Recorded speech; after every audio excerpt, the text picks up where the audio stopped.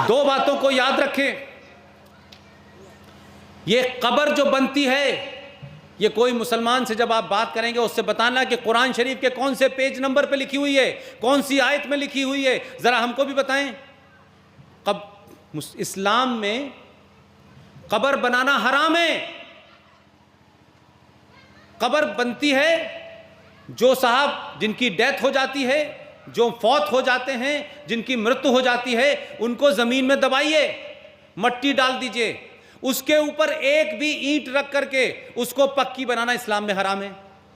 जरा उनसे पूछिए कि मोहम्मद साहब जो पैगंबर थे इस्लाम के, जो मैसेंजर थे अल्लाह के, उन्होंने क्यों लिखा कि मेरी कोई कब्र नहीं होनी चाहिए, मेरी कोई तस्वीर नहीं होनी चाहिए। अगर अल्लाह की कोई अगर मोहम्मद साहब की कोई कब्र होती तो ये मुसलमान फिर काबा क्यों जाते हैं, मोहम्मद साहब के चक्कर लगाते हैं कब्र के? उनकी कब्र नहीं है।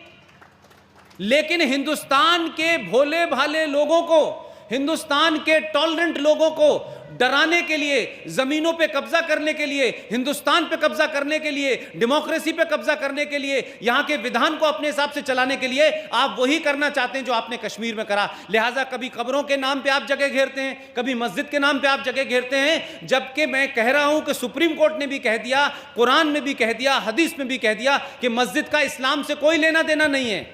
और जो लोग अयोध्या पे बात कर रहे हैं कि हम नहीं देंगे, ये गैर इस्लामिक बात है। आप पूरा कुरान पढ़ लें, पूरी मोहम्मद साहब की सहीह पढ़ लें, उसमें लिखा हुआ है कि जो विवादास्पद जगह हो गई, जहां किसी ने सवाल उठा दिया, जहां नमाज नहीं पढ़ी गई, वहां मस्जिद बनना हराम है। आप कितनी भी नमाज पढ़ लें, आप अपने माथे को सजदे में जाकर के कितना भी काला कर लें, वो नमाज आपकी हराम मानी जाएगी। लेकिन ये मुनाफिक और मक्कार मुसलमान इस देश का आपको बहकाने के लिए कहता है मस्जिद अल्लाह का घर है। मस्जिद अल्लाह का घर नहीं है। मैं इस्लाम के पॉइंट ऑफ व्यू से बात कर रहा हूं।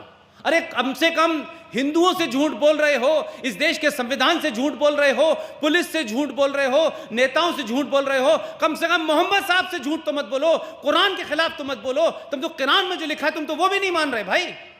तो हमारा झगड़ा यह है कि तुम हमसे चाहते क्या हो? तुम कुरान के नाम पे हिंदुस्तान के हिंदुओं को डराना चाहते हो, पूरे देश को कश्मीर बनाना चाहते हो। मुझे लगता है निरसा में आप लोगों ने बुलाया, मंच पे आपके राज्य की पूर्व मंत्री भी बैठी हुई हैं, अपर्णा सेन गुप्ता।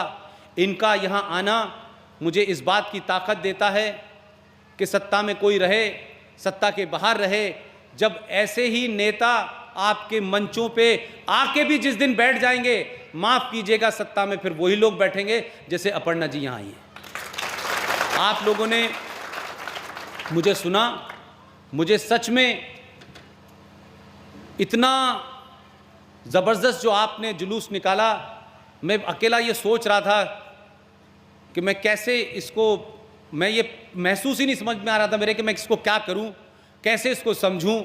ये जो इतना उबाल यूथ में है, मैं खुश तो था कि शायद मैं पिछले साल भर से यही कोशिश कर रहा हूं कि हमें किसी के साथ अत्याचार नहीं करना, लेकिन अत्याचारी को माफ़ भी नहीं करना। हम अत्याचार किसी पर नहीं करेंगे, लेकिन अत्याचार सहन नहीं करेंगे, ये सोच के आगे बढ़िएगा। हमारा ये मतलब नहीं है कि किसी कमज़ोर पे हम अत्याचार कर दें, किसी की बहन बेटी को जाके छेड़ दें, किसी गरीब बाप को जाके मार दें, लेकिन ये तय करके आज यहाँ से जाइए निरसा के लोग, भारतवासी, राष्ट्रभक्त लोग, कि हम किसी की हिंसा को और किसी के अत्याचार को हम बर्दाश्त नहीं करेंगे। अगर कोई एक चांटा मारेगा तो हम दूसरा चांटा उसके गाल पर मारेंगे और उसको बता देंगे कि अब जो है हमारी सहनशीलता की शक्ति खत्म हो चुकी है, गांधी जी जा चुके हैं। और इस देश में जो लोग AK-56 से आपको डरा रहे हैं, जो तर्कों से आपको डरा रहे हैं, मैं कहता हूं कि आप जिस दिन यहां तय कर लेंगे, जिस दिन आपके मन मस्तिष्क के अंदर से डर निकल जाएगा, आपका आर्गुमेंट, आपका तर्क मजबूत हो जाएगा, आपका फैक्ट ठीक हो जाएगा, मुझे पूरी उम्मीद है कि 50 लोगों की भीड़ में भी आप जब तर्क से बात करेंगे, कुरान को कोट करेंगे, शरिया को कोट करेंगे, हदीस को कोट करेंगे, तो वो जो मक्कार आपको डराते हैं उनको समझ में आ जाएगा कि इन्होंने पढ़ ली है सच्चाई, अब हम इनको झूठ नहीं बुला सकते। लिहाजा अपने आप को मजबूत करिए, मानसिक शक्ति को मजबूत कीजिए, एक रहने की कोशिश कीजिए। जो मैसेज आपने निरसा में दिया है कि चाहे दलित हो, यादव हो, छोटा हो, बड़ा हो, सब साथ मिलते हैं, उसी तरीके से अगर देश में 10% भी हो गया तो आपकी 90% समस्या सॉल्व हो जाएंगी। और जिन लोगों को निज़ाम मुस्तफ़ा बनाने का ख्वाब आ रहा है वो ना उनका निज़ाम रहेगा और ना मुस्तफ़ा रहेगा।